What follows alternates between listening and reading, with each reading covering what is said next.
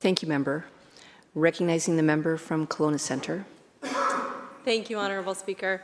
It is with gratitude and responsibility that I rise in this House today to speak to British Columbians on behalf of Kelowna Centre. It is an absolute honour and immense privilege to represent this vibrant community that is Kelowna. I've spent the last 25 years raising children using as few words as possible. For example, dinner, now, shoes, on. When our leader told us that I might be tasked with speaking for half an hour, it was a little daunting. But it's quite a privilege and an honor because I've been given a voice to speak for the people of Kelowna Centre. I hope that my message comes across as clear and loud as when I speak to my kids in short form. So Kelowna is situated around a lake. It's absolutely gorgeous. There's no shortage of sailboats and houseboats in the summer months. Year-round, our city parks are alive with joggers, bikers, dog walkers, frisbees, you name it.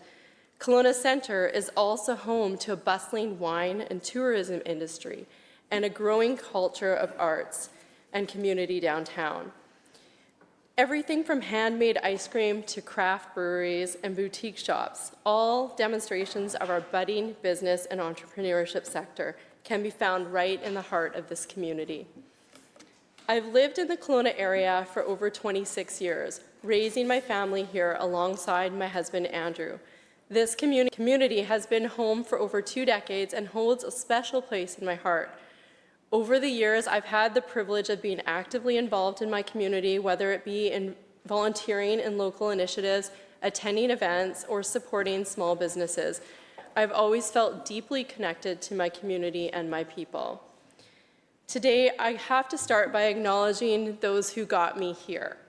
So I had an incredible campaign team, and I want to mention everyone now.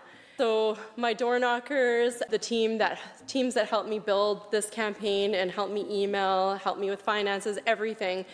I'm just going to name you now: Walter and Sharon, Ruby, Marcus, Alice, Catherine, and the other Catherine, Jenny, Curtis, Phil, Brendan, Ken, Ron, Rudy, Rebecca and Jody, Brandy, Jake, Calix, Amelia and Chris, Silas and Colby, Jan and Carolyn, Rick, Bob, and Sam. The countless hours you put in and dedicated are so greatly appreciated. And we did have a lot of fun knocking on doors and a nap for coffee before and after. I also want to shout out to my constituency assistants at home, Catherine Guntis and Sonia Sandu. I can't do this without you. You're amazing. You have my back at home, and I know that. I want to point out my legislative assistant as well, John Corey. We're all loving his amazing work down there. He has our backs as well. I have to take a moment to thank my parents, Roman and Pauline Boychuk. I had the privilege of introducing them in this house on Monday. It was truly a special experience to get to share that moment with them, and it was followed by a lovely lunch in the legislative dining room. My father, Roman, retired from a 40-year career with CP Rail, which meant that throughout my childhood, I actually got to travel across Canada, taking in all the beautiful scenery via train. So that's a very slow experience of the scenery, but beautiful. My mother, Pauline, was primarily a stay-at-home supermom who raised 8 children, me and my 7 younger siblings. They both have shaped my life significantly, and I wouldn't be here without their hard work and their commitment to ensuring that I grew up to be the best version of myself. I also want to give a shout out to my sister, Corrine, and her husband, Rob, and of course to some of my favorite nephews and niece, Sam, Micah, and Olivia. They've been an amazing support to me throughout my campaign and in this stage as well. And finally, I have to sincerely thank my family, my husband of almost 27 years, Andrew, and my 4 amazing kids. Your support has been unwavering, especially during the ups and downs of a campaign. My kids are Daria, Brielle, River, and Michaela, and they're now young adults, and the youngest 2 are graduating this year and next year. They were on the front lines with me door knocking, and I honestly couldn't be prouder of them and the upstanding citizens they are becoming. They are truly my greatest achievement, and watching them grow up and begin to understand how much the future of BC and issues such as housing and affordability depended on this past election gives me a ton of hope for the next generation. So proud of them. As I look back on the variety of careers that I got to experience as I raised my kids, experiences that I didn't know would lead me to this very legislature and equip me with the skills required to best represent my community of Kelowna Centre. I became extensively involved in fundraising and community collaboration efforts, eventually heading up their preschool as president for a year and sitting on its council for many years. This experience taught me the importance of investing in community and the importance of accessible early education for all children. I was also involved in the healthcare system, first as a caregiver for 5 years before becoming a doula, which is a birth and labor coach, one of my favorite careers to date. Connecting with clients and directly supporting families during childbirth was such a formative and rewarding experience. I attended over 200 births over a 10-year period. This taught me the importance of human connection, patient advocacy, and really getting to know your community and building strong relationships. And some of those doula clients and families continue to hold a very special place in my heart to this day. For the last 5 years, before I got my start in politics, I worked in real estate, yet another industry which emphasizes the importance of human connection and relationship building. Helping people move from renting to the dream of home ownership and making that real investment into their country and their future was such a fulfilling experience.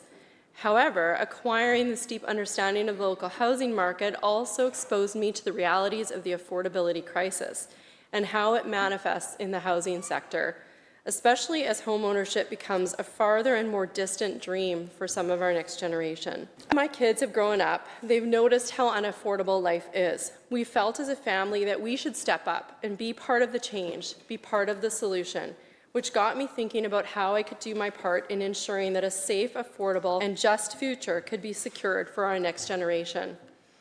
I decided to start attending school board meetings back in 2020 as a way of putting my foot in the door, which was one of my first involvements in politics.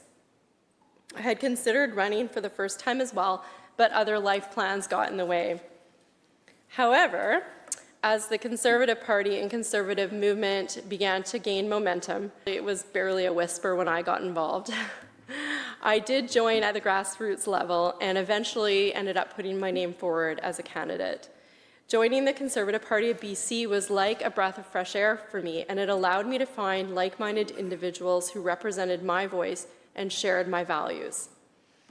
I'm proud to be part of a party which first sought to recriminalize hard drugs in the face of failed policy. I'm proud to advocate alongside my colleagues to keep hard drugs out of communities and hospitals and champion the rehiring of healthcare workers. We have so much work to do, but I'm committed to doing my part in ensuring that BC can once again return to a time of economic prosperity. Today, I would like to address 3 issues facing my riding, which have had profound impacts on Kelowna Centre's sense of community and ability to navigate these economic times. First, it's without question that homelessness and the lack of affordable housing options has skyrocketed into a tremendous problem for British Columbians. Over the years, I've noticed quite a significant increase in homelessness and addiction in my area, and as a result, an uptick in crime. Some of my favorite small businesses, including Bliss Bakery, where my campaign was regularly meeting, have closed as a result of crime in the area. In addition, Kelowna Centre is home to one of the largest tent cities outside of the Lower Mainland, and this crisis, which is clearly demonstrated in Kelowna's downtown core, is evidence of how much people are struggling to overcome the pain and challenges they face every day.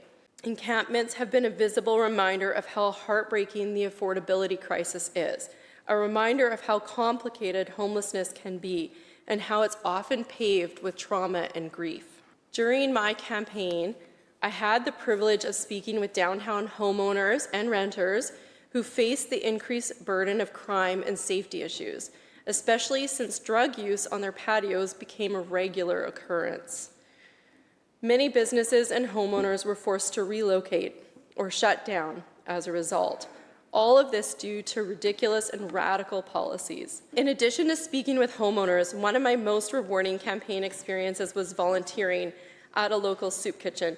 Getting to know staff members personally and hearing their stories was incredibly inspiring, with many staff or their loved ones experiencing homelessness prior or addiction themselves. Meeting the patrons was just as inspiring. They were genuine, open, and willing to share their stories with me. Often they wore their emotions on their sleeve, and often their emotions were negative, but I loved the authenticity and hearing the real stories from real people. I want to take a moment to express my utmost gratitude to all of the community organizations and community leaders who dedicate hours every day to supporting Kelowna Centre's homeless population. These individuals and organizations are the unsung heroes who are on the front lines, working tirelessly to make a positive and lasting impact in the lives of those who are most vulnerable in our community. Some of these incredible organizations include Freedom's Door, Kelowna Gospel Mission, Metro Community Hub, the Salvation Army, and many more. Their meaningful work and outreach efforts are truly inspiring. They are a testament to how strong and resilient our community can be when working to lift each other up. And their approach to their work is filled with compassion, understanding, and an unwavering commitment to improving the lives of those in need.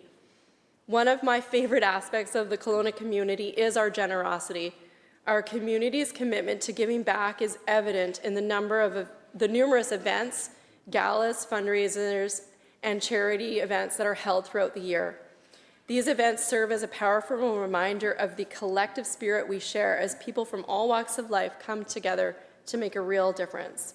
Homelessness has always been a priority of mine, and it's fueled by the deep understanding that as human beings, we all share the same inherent value and dignity.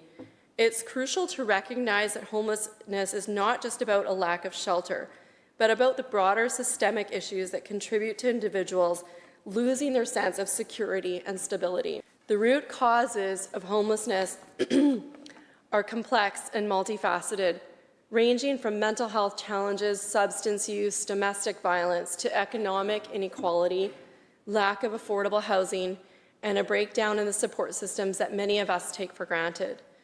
To truly address homelessness and help those who are homeless reclaim their lives with dignity and hope, we must advocate for supportive housing and the accessibility of necessary services like treatment, counseling, and programs for forward movement, all while ensuring that action is taken against crime and repeat offenders are held accountable. I hope we can do this and make a difference for the individuals experiencing homelessness who are suffering the most, and make a difference for the community. The second issue I want to talk about is our bridge, the William R. Bennett Bridge. I want to talk about its importance and the importance of critical infrastructure across British Columbia. While many see this bridge as merely a bridge that thousands of people cross every day without a second thought, it represents connection and networks, access to care and education, and relationship building. It's the one and only bridge from Kelowna to the west side, and it single-handedly can determine whether businesses are able to open that day, whether essential services such as hospitals are adequately staffed, whether parents can return home after work to their families, and whether people are able to commute to and from Kelowna, even if it's for something as simple but important as Costco. On January 27th, the William R. Bennett Bridge was closed due to a bomb threat, putting Kelowna at a standstill, leaving citizens stranded, and demonstrating the significant consequences of relying on one bridge alone. This kind of lack of foresight for critical infrastructure seems to be a common thread of BC right now, especially in rural areas. Let me paint a picture for those of you who aren't too familiar with the geography of Kelowna. West Kelowna is only 15 minutes away from Kelowna. However, it's separated by the beautiful Okanagan Lake. While the hospital is located in Kelowna, many staff commute from West Kelowna, relying on the bridge to get them to work every single day. The same goes for businesses in downtown Kelowna and the airport, which is located in Kelowna. Anyone attempting to access these services from the west depends solely on the operation of this bridge. So you see, it's exactly this this beautiful lake, which defines so much of our valley, culture, tourism, industry, and makes Kelowna such an attractive place to live and play. It's the same lake that makes commuting and infrastructure that much more challenging. But it's not impossible, not in the least. We just need a plan, and we need to commit to it. Following the bridge closure on the 27th, one of the biggest concerns was hospital access. Hospital staff had to be ferried across the lake in police boats. Well, patients were faced with two choices. They could either reschedule their appointments or risk a long, extended detour. The detour, which would add at least 2 hours to the commute due to snowy and hazardous road conditions, made an already difficult situation more challenging for those needing medical care. The closure both disrupted daily life and also created an unnecessary strain on both patients and healthcare workers. I am incredibly relieved that the bridge did not sustain any damage, although it did get me thinking about how much it would impact my community if it was damaged. Just imagining the potential repair times, ranging from several months to years, it was a daunting and unsettling thought.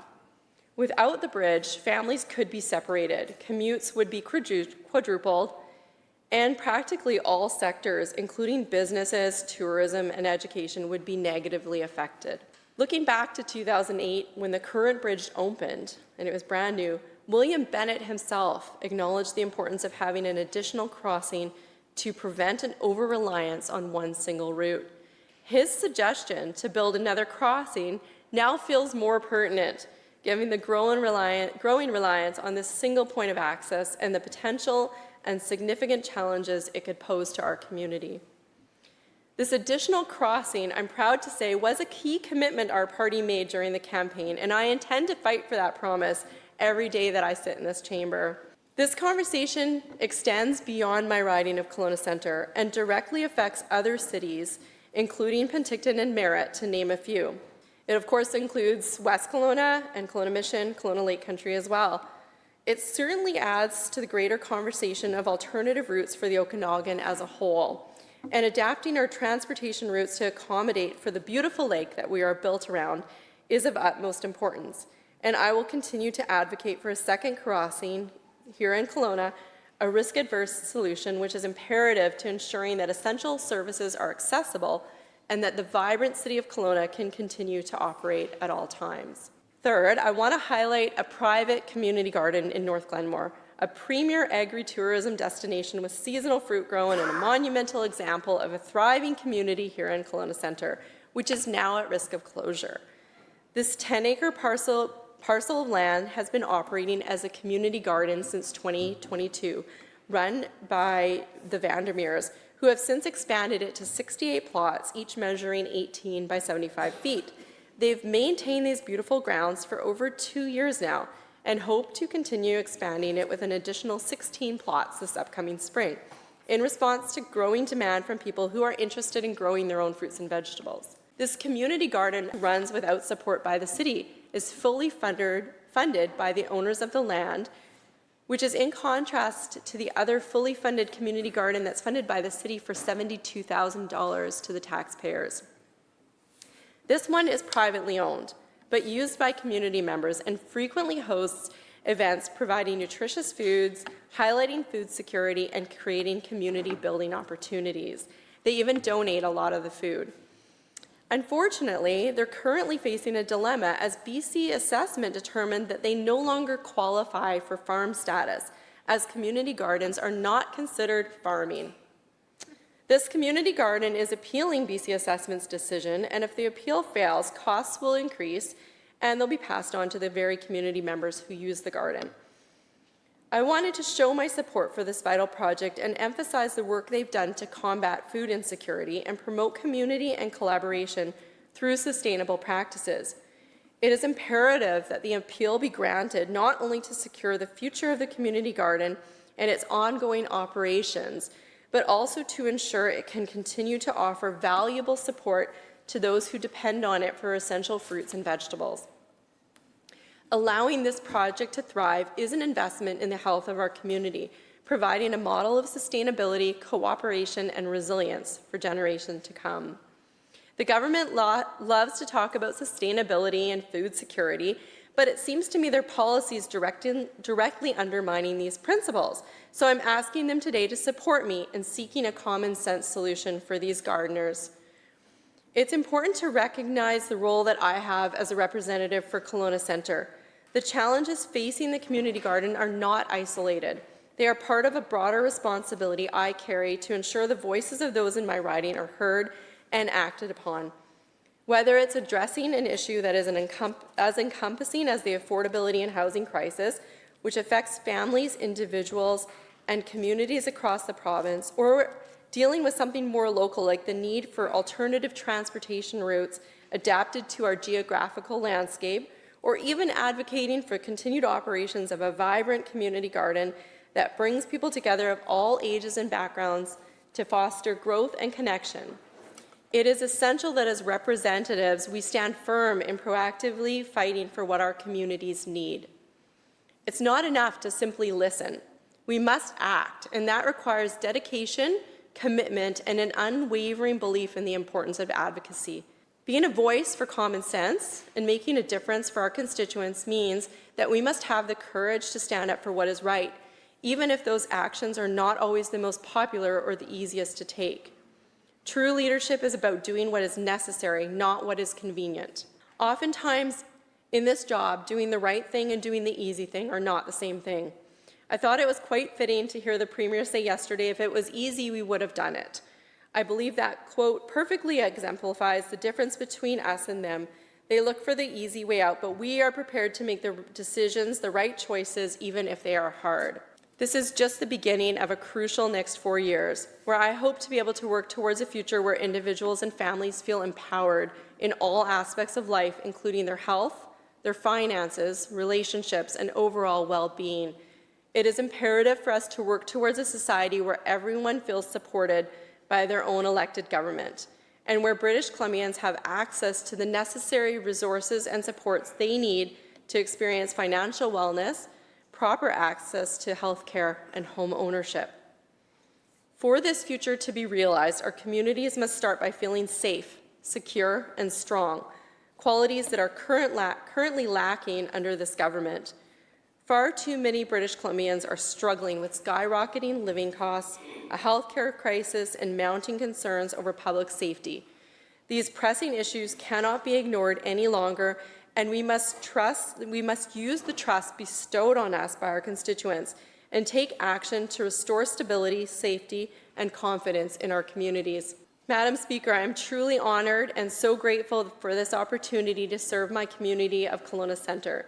Together, we can ensure people feel genuinely supported and valued, and I'm fully committed to doing everything I can to make that vision reality for every individual and family in our province. Thank you.